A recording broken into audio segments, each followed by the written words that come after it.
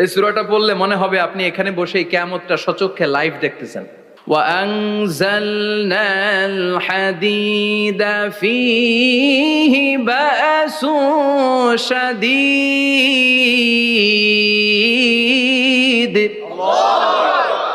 আমি পৃথিবীর মধ্যে লোহা নাজিল করেছি, লোহার ভেতরে আছে ভয়ঙ্কর ধরনের শক্তি। মানাফিউল লিন্নাস, মানুষের জন্য উপকার আছে না নাই? সব কাজে লোহা লাগে। মোবাইল বানাবেন, লোহা লাগবে। গাড়ি, লোহা লাগবে। বাড়ি, লোহা লাগে। এই যে মাইক দিয়ে ওয়াজ করতেছি, লোহা আছে না? লোহা ছাড়া কিছুই হয় না। এই পাহাড়ের এত শক্তি যে পৃথিবীর এই থারথার করে কাঁপুনিকে বন্ধ করে দিয়েছে। হালমিন খালকিকা আসাদ্দা মিনাল জিবাল। ইয়া রব, আপনার সৃষ্টিকুলের মধ্যে পাহাড়ের চেয়েও শক্তিশালী কি কিছু আছে? আল্লাহ বললেন নাম আছে। কি সেটা? আল্লাহ বললেন সেটা হচ্ছে আল হাদিদ, মানে লোহা। লোহা চিনেন? এই হাদিদ নামে, আল হাদিদ নামে আল্লাহর কোরআনে একটা সূরা আছে না?